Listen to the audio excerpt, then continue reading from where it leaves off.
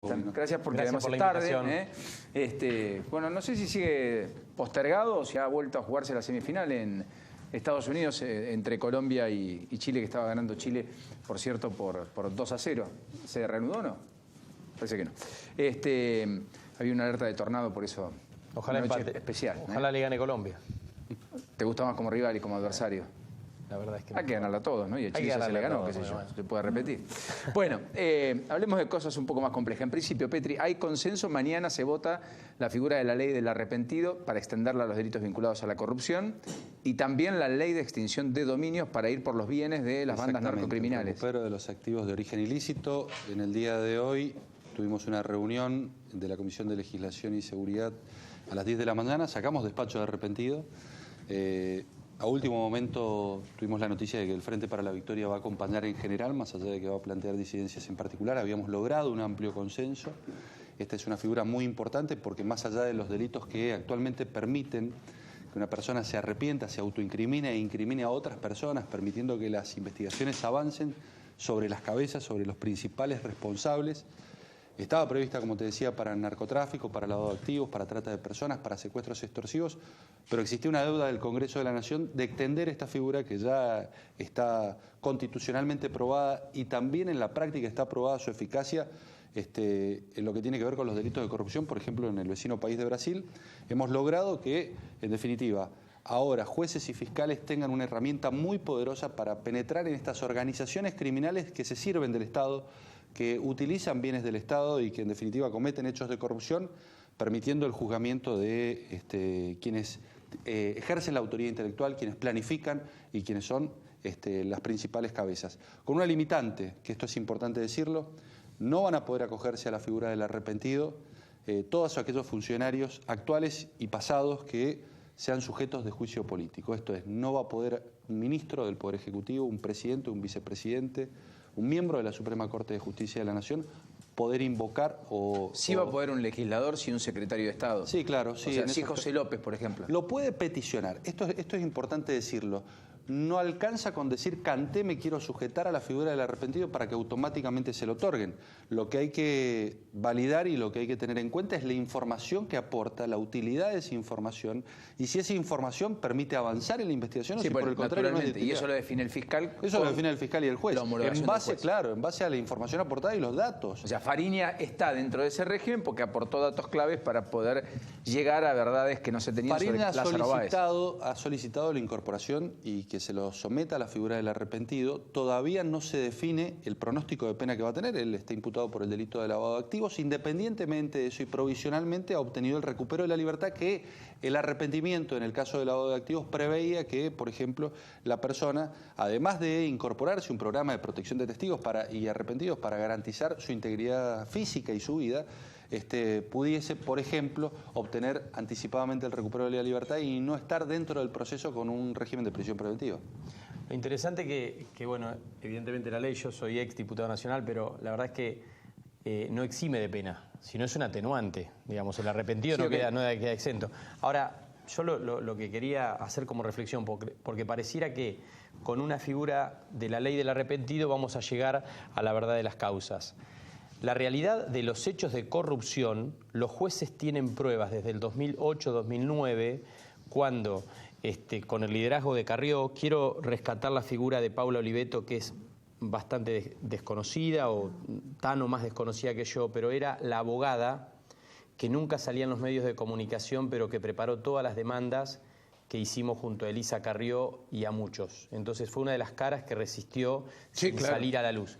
Y la verdad es que ahí aportamos todas las pruebas, pedimos todas las diligencias preliminares y los jueces durmieron esos expedientes durante 7 u 8 años. Ahora, aún sin figura de arrepentido, hay pruebas suficientes para condenar a Julio De Vido, para condenar a la propia Cristina Fernández de Kirchner por los hechos de corrupción y por el entramado de esa situación presuntamente de asociación ilícita en donde López es uno de los integrantes.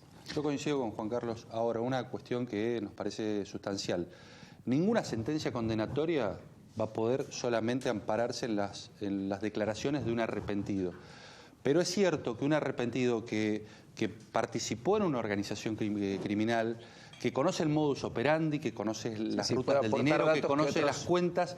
Es verdad que contribuye significativamente, más allá, que yo coincido con Juan Carlos, que existen sobradas pruebas y muchas veces no hace falta la figura de un arrepentido, sino lo que hace falta es decisión judicial de avanzar en las investigaciones y ejercer los procesamientos y eventuales condenas a los responsables. Paula, bien hacía alusión Morana, que vos habías sido una de las pioneras en este tipo de denuncias y demás. ¿Qué es lo que más te impacta del caso José López? Como abogada me impactó que si no los agarran con una cámara, si no los agarran de manera flagrante, todas las pruebas que durante tantos años le hemos aportado a la justicia no fueron suficientes como para que ella avance. O sea, si no aparecía gente contando plata en la Rosadita, que no era gente contando plata y nada más. Si no pasaba que o José López tirara bolsos en un convento lleno de dólares y los encontraran allí, etcétera, etcétera. Yo te puedo asegurar que todas las causas tienen mucha documentación. Acá hubo un trabajo, sobre todo en el tema de obra pública, donde se analizaron licitaciones, se hicieron comparación de precios, se analizaron los pliegos, cómo estaban determinadas las sociedades, la composición societaria, cómo se simulaba una compulsa de manera fraguada entre empresas de un mismo grupo y subía el presupuesto oficial, cómo se determinaban precios como parte del modus operandi de esta matriz que nosotros llamamos una matriz de corrupción, que no solo se aplica a las Báez, sino se aplica en toda la obra pública y también en lo que fue el transporte, cómo también se certificaban obras no realizadas, cómo se pagaban por obras no realizadas y cómo ese dinero, que como es dinero del Tesoro Nacional, se le paga al empresario de manera blanca porque es muy transparente el sistema, certifica, se autoriza el pago y a partir de ese momento se deposita en la cuenta del proveedor, tenía que pasarse a negro para pagar las coimas. Entonces ahí aparecían las factureras truchas o los sobrecostos con empresas que el mismo grupo iba generando para subir el costo de la obra, porque la obra, los recursos no salían porque las obras no se realizaban. A partir de ahí la plata se volvía negra y necesitaban blanquearlas y de ahí el lavado. Era una maniobra que estaba clara porque la forma que ingresa el dinero a la sociedad es blanca, a diferencia del narcotráfico, que es mucho más difícil la investigación, y los libros de las sociedades fueron aportadas. O sea, había mucha lo que usted prueba. dice que todo estaba presto como para que un juez actúe. Por supuesto. Lo que tuvo que pasar es que el calor deje de calentar a ese poder, que eso se torne algo residual en la política argentina, que haya un nuevo poder y entonces los jueces federales, que son los que mejor entienden los climas políticos en un país como la Argentina, un país relativamente bananero, perdón por la expresión, empezaron a hacer lo que no hicieron y debieron haber hecho hace 5 años y nos hubieran evitado que José López haya acumulado lo que acumuló, digamos. No había forma técnicamente, sin que una orden de alguien muy importante, que es el presidente de la República, le decía a todos sus funcionarios que no controlara. Porque acá no controló ni la FIP, ni la UIF, ni la IGJ, porque muchas empresas eran empresas fantasmas, no controló el Ministerio de Relaciones Exteriores, que nunca mandó un exhorto, no controló la procuradora Gils Carbó. O sea que fue una matriz de corrupción con un condicionamiento a la justicia y un deterioro absoluto o un copamiento de los organismos de Contralor. Fue una cuestión absolutamente organizada, pero lo más triste que uno estos días va viendo, y esa imagen es muy fuerte cuando empiezan a abrir la bóveda con la cruz en el fondo, cuando uno repasa los hechos de corrupción, en casi todos usaron a vulnerables. Nos hacían un discurso por izquierda, nos hacían un relato nacional y popular, y la verdad es que saqueaban a nuestros hijos, a nuestros abuelos y a los más vulnerables. Vudú usaba un apoderado que era un pobre jubilado. Ricardo Jaime tenía su auto importado a nombre de un paraguayo que vivía en Villa Los Industriales. Robaban a través de organizaciones de derechos humanos. Pensaban en un convento como forma de esconder la plata. Por eso yo digo, el grado de perversión, además del saqueo, fue terrible, porque han terminado deteriorando organizaciones que aparecían como inmaculadas. Fíjate que se utilizaron las instituciones del Estado para repartirse roles penales. Algunos fueron autores materiales y otros fueron encubridores. En el caso de Jaime, en el caso de Uberti, en el caso de López o de Vido, fueron autores materiales de estas maniobras de corrupción. Pero después estuvieron los Echegaray, los Esbatela, los Gil Carbó, que en definitiva fueron los encubridores y cómplices los que permitieron que en definitiva no se garantizara impunidad. Se quedaban con una parte igual, eran parte de la asociación ilícita, muchos de ellos. Pero claro. Ahora, ayer Petri en Infobae me dijo algo, me quedo pensando, que fue el título además. En la Argentina en la década pasada hubo corrupción de Estado. Claro, nosotros decimos, así como en los 70 hubo terrorismo de Estado, en la década pasada, en lo que el kirchnerismo habla de década ganada y nosotros decimos fue una década robada o saqueada, hubo corrupción de Estado, porque se utilizaron las instituciones del Estado o bien para cometer hechos ilícitos de corrupción o bien para garantizar la impunidad de los funcionarios. ¿Hay algo de eso, Oliveta? No. Bueno, sí. Por eso la asociación ilícita y por eso nosotros estamos tratando de armar el rompecabezas, porque el lavado de dinero que está investigando Casanello tiene como delito precedente la evasión. Claro.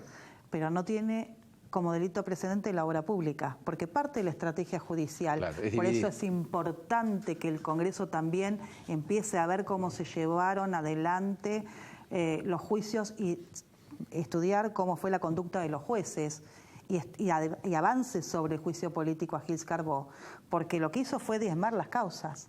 Entonces, si nos quedamos en el enriquecimiento ilícito, no vemos cuál fue el origen de los fondos. Si nos quedamos en el lavado de dinero, pensamos que el delito precedente es la evasión. Y la verdad es que tenemos que analizarlo esto como una asociación ilícita. La estrategia del 2008 del gobierno y del poder en ese momento es la misma que hoy. Tratar el hecho de corrupción en forma aislada. La persona como un delincuente aislado. En aquella oportunidad, cuando nosotros denunciamos asociación ilícita, la estrategia fue dividir la causa de Ercolini y sacar fideicomiso con Venezuela, sacar las valijas de Antonini Wilson, sacar la obra pública, sacar los subsidios de Jaime. En el fondo estaba claro que era una organización. La valija de Antonini Wilson nadie la reclamó, ¿no? Pero a ver, claro. Es como a Chicone que la expropiaron y nadie la Pero está activa la causa del fideicomiso con Venezuela y me parece que pronto vamos a tener novedades. Ojalá. Yo quiero decirles algo. Habló de Vido hoy y hay cosas que me han impactado, pocas cosas me han impactado tanto como lo que dijo de Vido hoy.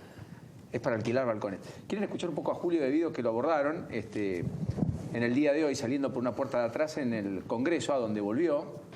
Porque la última sesión no estuvo, sí, ¿correcto? Claro, no estuvo. Porque fue justamente la semana de los bolsos de José López. Y donde íbamos a pedir que se posibilitara el allanamiento. Bueno, a tal magnitud llega la mentira de Julio de Vido, que sobre el cierre le preguntan, ¿y usted va a estar mañana en la sesión? Sí, por supuesto, soy diputado. No, pero porque faltó la semana pasada, por eso se lo preguntan. Y porque recién reaparece, con mucha cara de vergüenza, supongo, intuyo, pero también sabiendo que es cómplice, que van por él, 9 días después del escándalo de a quien él denominó su mano derecha, que por cierto, hoy que dijo que nunca lo fue. Escuchen. Diputado, ¿qué tiene para decir de López? De López, que estoy muy consternado con lo que pasó y por supuesto una profunda condena de verificarse lo que se dice que pasó.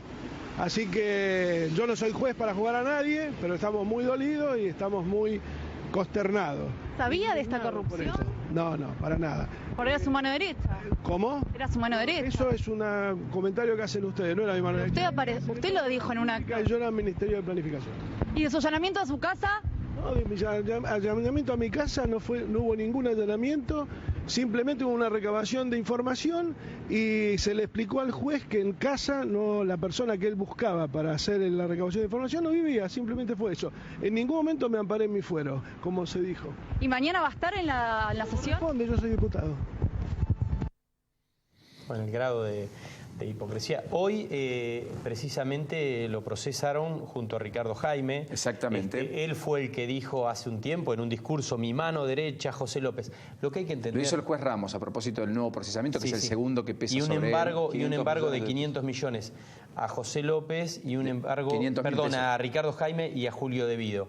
La verdad es que toda la trama y la mayor prueba quizás de todo lo que hemos dicho y de que hay una asociación y una vinculación y que López es Cristina y que López es Néstor Kirchner, además de su historial desde el 87 hasta ahora como funcionario público cuando fue intendente, gobernador y presidente. O sea, como dijo Eve, infiltrado no parece. Exactamente, pero eran los mails. Yo digo, la condena también a Ollarvide.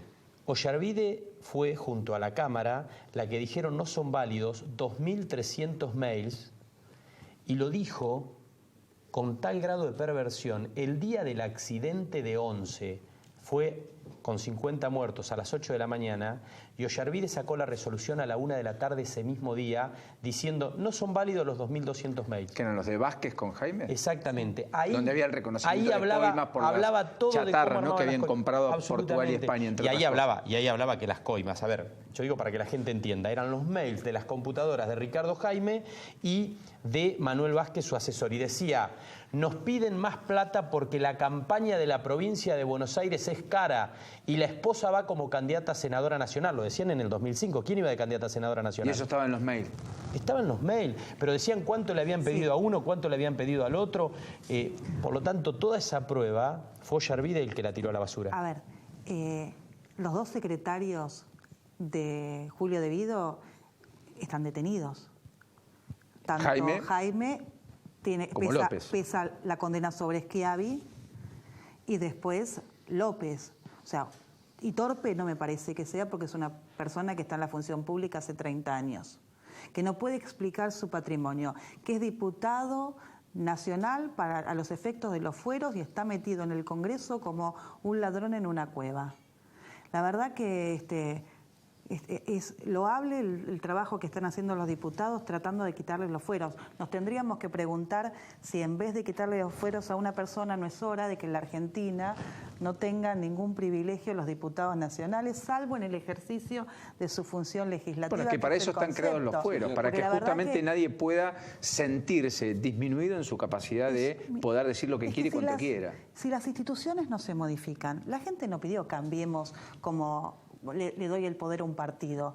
Nos está pidiendo a la política que cambiemos, a la AFA que cambie, a los jueces que cambien. Si no entendemos esto, y si la política no hace nada con estos jueces que se durmieron durante tantos años, si no le decimos a las cosas por su nombre, que tenemos una justicia federal que se arrodilló al poder político en tal sentido, algo más grave, que tarifa las excarcelaciones. Que no pueden justificar su patrimonio. Pero termino, que no pueden justificar su patrimonio y en algunos casos hasta armaron una agrupación política que respondían a un liderazgo de un presidente que se llamaba Justicia Legítima. Sí, como si la otra fuera ilegítima. Y la procuradora está en esa. ¿Lo último, Luis? No, decía que es trascendente la iniciativa del Colegio de Abogados que conduce Guillermo Olipera, que está solicitando una auditoría a la Justicia Federal. Y hay avances, porque hoy incluso hubo una reunión con el Consejo de la Magistratura para que justamente sea el Consejo de la Magistratura el que audite el funcionamiento de la Justicia Federal y pida explicaciones y pida cuentas de lo que ha hecho la Justicia Federal en los últimos tiempos. Hay que reivindicar, Olipera, nos tenemos que preguntar qué pasa con el Consejo de la Magistratura, donde nuestro gobierno tiene representantes y todavía no hizo nada. Perdón. Mensajes dentro de Cambiemos. Pero hay que modificar la ley del Consejo de la Magistratura y la composición porque lógicamente están trabadas las discusiones muchas veces. Sí. Bueno, lo último. No, yo vuelvo a repetir porque si no parece un López el de la guía de teléfono. López era uno de los 3 que estaba debajo de De Vido. López es uno con las bolsas en el convento, el otro es Ricardo Jaime y el otro era Uberti, que era el que venía con las valijas de platas de Antonini Wilson. Digo, porque si no, no entendemos todo lo que pasó y que finalmente arriba de ellos estaba De Vido y Cristina Fernández de Kirchner. Gracias a los 3, No, gracias. Muy generosos. Ya venimos tras la pausa con Alejandro Cancelari. Vamos a contar detalles de lo que ha pasado en la residencia de Federico Salvay, el hombre fuerte de María Eugenia Vidal en la ciudad de La Plata. Vamos a contar todo el derrotero judicial del día, porque efectivamente hoy se supo que Abado Vudú está al borde del juicio oral y público, porque hubo un nuevo procesamiento, como decíamos, contra De Vido y contra Jaime, pero además hubo más novedades en el terreno judicial. Está el tema Moyano, con el anuncio de un paro para el jueves y viernes de la semana próxima, en medio de una paritaria trunca. Y está la reflexión de qué nos está pasando a los argentinos. Que nada de todo esto era importante y de golpe irrumpe en escena y parece trascendente y que se nos va la vida en echar luz y justicia. ¿Qué pasó con los jueces federales? ¿Quiénes son? ¿Merecen seguir siéndolo? Porque Ollarvide, que lo fue hasta ayer nomás, es el que decía que su mascota tomaba champán. Y al que le robaron justamente en las últimas horas dice fue gendarmería, pase de factura. El mismo que ofertó en un canje al gobierno condenar o procesar a exfuncionarios. No aplicar la justicia. sino desenvolverse en virtud de cómo los tiempos políticos se administran. Porque en el fondo, en la Argentina, muchos lo que dijeron con el caso López es, ¿saben qué? No merece estar preso por chorro, por poco profesional, por inepto, por inútil, por imberbe, por ser tan mediocre. Porque es un absurdo no tener un secretario, no tener dónde guardar la plata, no saber dónde esconderla. Y me hizo acordar mucho lo de Vudú, cuando la política le adjudicó ser poco profesional, cuando alguien le encomendó quedarse con Chicone Calcográfica. Y puso a un monotributista, efectivamente, y creó en torno a Chicone Calcográfico una sociedad de Old Found que no podía justificar dónde había sacado la plata para comprarla. A tal punto que cuando le expropiaron nadie pidió por el resarcimiento. Que sí pidió, qué sé yo, Repsol, cuando la Argentina expropió el paquete accionario en manos de la compañía española y lo quedó en manos del Estado. Y en aquel momento la política lo miraba a Vudú como poco profesional, no como ladrón. Cuidado con esto, porque si no cambiamos el prisma, la Argentina va a tener muchos de estos hechos. Y solo lo importante será saber quién lo hace bien y quién es más profesional. Y entonces tendremos una escuela donde se profesionaliza el delito, pero no se erradica algo que carcome a las sociedades, que no es ejemplar y que termina poniendo en lugares ajenos, en lugares donde no deberían estar los fondos que sí debieran ayudar a los sectores más vulnerables, para hacer de la sociedad una sociedad más igualitaria, una sociedad mejor, una sociedad más vivible. Ya volvemos.